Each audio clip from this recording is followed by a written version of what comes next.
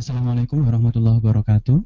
Selamat pagi kepada para peserta Pradoktor tahap kedua. Untuk pagi hari ini kita akan memulai materi kedua yang akan disampaikan oleh Dr. Rina Triasih dengan materi Defining a Review Question. Kemudian untuk materi-materi sebelumnya, bagi Bapak dan Ibu yang ingin mengakses materi sebelumnya sudah dapat diakses di website S3. Dan juga kami informasikan kembali akan diadakan kembali Pradoktor gelombang kedua yang rencananya akan dimulai sekitar bulan Juni, di mana nanti akan ada penelitian-penelitian yang dibuka untuk Bapak dan Ibu ikuti di klaster-klaster tertentu. Untuk selanjutnya, silahkan kepada Dr. Rina untuk menyampaikan materi terkait Defining a Review Question. Pada Bapak Ibu untuk bisa nanti bertanya sesuai dengan mekanisme seperti kemarin, itu mengangkat tangan, atau misalnya kesulitan terkait sinyal dan sebagainya, silahkan menggunakan mode chatting untuk Bapak dan Ibu bisa bertanya. Kepada Dr. Rina, dipersilahkan. Terima kasih. Assalamualaikum warahmatullahi wabarakatuh. Selamat pagi Bapak dan Ibu sekalian. Berjumpa lagi melanjutkan materi tentang pembuat sistematik review dalam literatur review, dan saya mengingatkan kembali bahwa materi yang kami sampaikan dalam 4 minggu ke depan ini adalah terkait dengan bagaimana membuat suatu sistematik review menurut Cochrane. Jadi nanti yang kami sampaikan memang slide-nya ini adalah juga slide yang kami pakai untuk training pembuatan sistematik review di Cochrane, tetapi tidak berarti bahwa dalam pembuatan sistematik review di literatur tinjauan pustaka atau literatur review Bapak Ibu sekalian di tesis itu harus seperti ini. Jadi ini sebagai pengetahuan, tetapi apabila ada yang berminat untuk membuat sistematik review di Cochrane, kami sangat terbuka untuk itu, dan silahkan menghubungi kami karena kami juga sedang menggalang orang-orang yang berminat untuk melakukan menulis sistematik review untuk Cochrane. Ya, jadi saya sebelum masuk ke topiknya, ini saya mengingatkan kembali langkah-langkah menyusun sistematik review menurut Cochrane.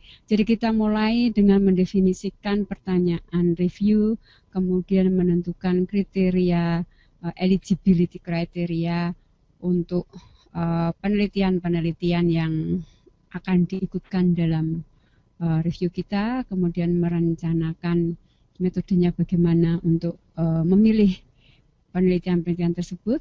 Kemudian yang keempat adalah literatur searching, ini nanti akan saya cover sekalian di sesi ini. Dan selanjutnya kita mengumpulkan data, kemudian mengakses quality of the study. Dan di Cochrane, seperti saya sampaikan sebelumnya, kita menggunakan cara dengan menilai risk of bias-nya.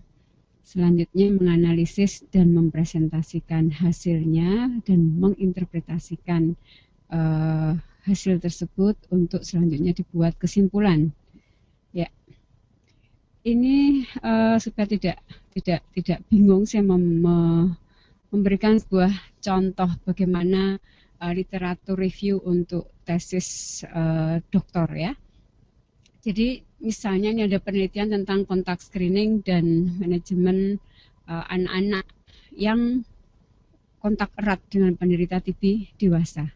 Nah, dalam literatur review di tinjauan pustaka ini adalah contoh-contoh poin-poin apa yang sebaiknya kita masukkan di tinjauan pustaka itu. Kalau kita lihat di sini, ini pertama adalah global burden of TB, bagaimana progres dan tantangannya terutama pada TB anak. Itu adalah membangun opini atau membangun suatu informasi bahwa TB anak ini merupakan suatu masalah yang penting. Ini merupakan salah satu dasar mengapa kita melakukan penelitian ini. Kemudian kita sampaikan tentang kontak screening dan manajemen kontak screening ini, yang kontak tracing yang lebih dikenal di masyarakat. itu bagaimana definisinya dan sebagainya. Kemudian yang ketiga adalah symptom based screening yang yang direkomendasikan WHO sebagai pendekatan yang sederhana yang bisa dilakukan di tempat-tempat dengan fasilitas yang terbatas. Kemudian sedikit disinggung tentang teori TB, yaitu tentang perjalanan alamiah penyakit TB. Jadi tidak perlu di sini kita menyebutkan definisi TB itu apa, etiologinya apa, diagnosisnya apa, gejala klinisnya apa, terapinya apa, dan sebagainya. Tetapi perjalanan alamiah ini penting karena ini kita berbicara tentang anak yang kontak dengan penderita TB dewasa. Jadi apa yang terjadi pada seorang anak atau seorang individu setelah dia kontak, ini perjalanan alamiahnya bagaimana? Apakah dia akan menjadi terinfeksi saja, atau dia akan berkembang menjadi sakit, atau dia baik-baik saja, tidak sakit dan tidak infeksi. Faktor risiko juga bisa dimasukkan dalam literatur review apabila salah satu tujuan dari penelitian Bapak Ibu itu adalah juga melihat faktor risiko di antara anak-anak yang kontak serumah. Kemudian preventif terapi, karena ini merupakan satu kesatuan dari kontak manajemen, itu juga kita masukkan. Nah, ini poin-poin setelah kita membuat kerangka konsep. Kemarin saya sampaikan bagaimana menulis literatur review itu sebaiknya kita tulis poin-poinnya dulu. Setelah itu kita breakdown. Misalnya di kontak screening and management ini kita mau bicara apa saja. Itu ditulis subjudulnya dulu, baru nanti setelah itu kita menguraikannya. Nah, di tesis yang kebetulan tesis yang saya buat itu saya membuat systematic review untuk semua poin-poin tersebut. Jadi systematic review-nya menjadi banyak, bukan systematic review, literatur review, tapi pendekatannya kita menggunakan systematic review. Jadi di masing-masing subtopik itu akan banyak systematic review yang sederhana. Sederhana artinya tidak sekompleks yang seperti yang disarankan oleh Cochrane. Dan dari beberapa systematic review itu nanti kita ambil, kita susun menjadi suatu artikel dan bisa kita publikasikan. Oke, sebelum saya lanjutkan mungkin ada pertanyaan dari Bapak Ibu sekalian.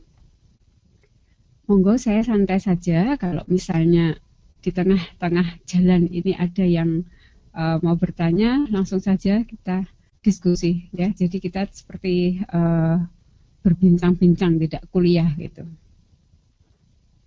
Ya. Silakan kalau ada yang mau tanya. Ya. Halo. Ya. Pagi, Dok. Selamat pagi, Dok. Iya, selamat pagi. Pagi, jadi gini, Dok. Saya kan sudah coba yang berdasarkan kemarin dokter bilang systematic review, saya sudah dapat 1 judul.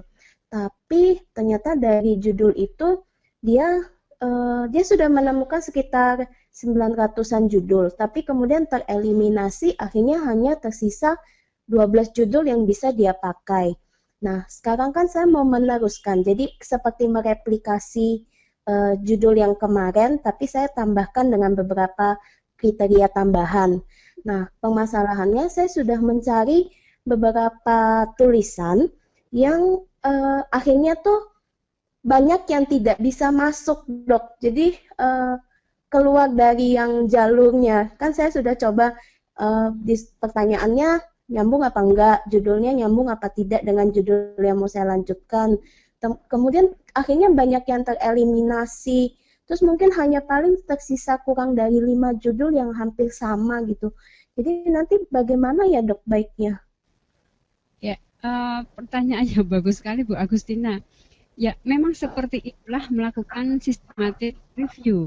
Jadi kita pada waktu searching literatur, itu nanti saya tunjukkan bagaimana cara searching. Itu mungkin kita akan dapat sekitar ratusan jurnal, tapi nanti pada akhirnya yang akan kita pakai mungkin hanya 3 jurnal, itu juga sangat mungkin.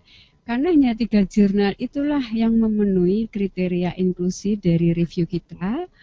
Kemudian hanya 3 jurnal itu yang kualitasnya bagus untuk kita lakukan review. Jadi tidak masalah seberapa kecilnya pun jurnal atau jumlah artikel yang kita temukan itu nggak masalah. Dan kalau tadi di topik yang Agus mau lakukan systematic review, itu sudah pernah ada systematic review, itu memang lebih memudahkan kita membuat systematic review di literatur review kita. Itu bagus. Jadi kita melanjutkan saja. Kita melanjutkan mungkin systematic review itu sampai tahun 2011. Sekarang 2014, 3 tahun, mestinya sudah ada tambahan artikel yang baru lagi. Tapi kalau misalnya Bu Agustina mencoba mencari judul yang sedikit berbeda. Misalnya ini tentang penggunaan antibiotik untuk sakit tifoid misalnya. Kemudian Bu Agustina mencoba mencari yang berbeda dari review yang sudah ditulis itu, karena kalau sama sekali. Iya dok, jadi kan saya sudah coba, jadi kan saya tidak benar-benar sama persis gitu, jadi saya tambahkan culture, jadi budaya setempat yang menjadi jawaban dari penelitian saya. Nah, itu tuh saya sudah coba cari, tapi yang di literatur lain tuh saya tidak temukan yang dia membahas mengenai efek budaya terhadap obesitas. Nah, kan saya mencarinya obesitas ya dok.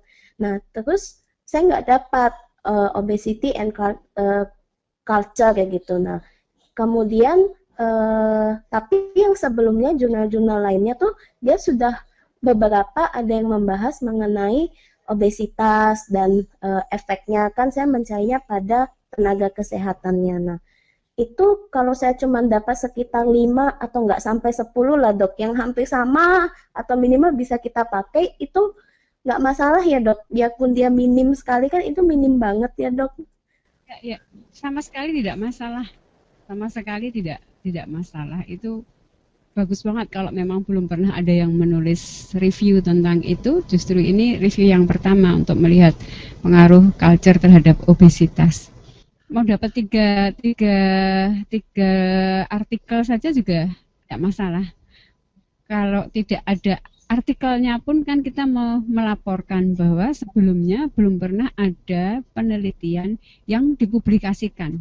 Ya mungkin penelitian sudah ada tetapi tidak dipublikasikan sehingga kita tidak tahu. Tapi pada waktu menulis tinjauan pustaka itu belum pernah ada penelitian yang dipublikasikan tentang pengaruh kultur terhadap obesitas gitu. Jadi itu sebagai bentuk dari menunjukkan bahwa kita sudah melakukan searching dengan cara seperti ini di database ini, tapi kita tidak menemukan artikel seperti itu, tidak boleh. Kemudian karena belum ada yang dipublikasikan, sehingga kami melakukan penelitian ini. Kemudian secara teori, kultur itu pengaruhnya terhadap obesitas adalah begini. Jadi secara teori textbook gitu, tidak teori, tidak kemudian digabung dengan hasil penelitian.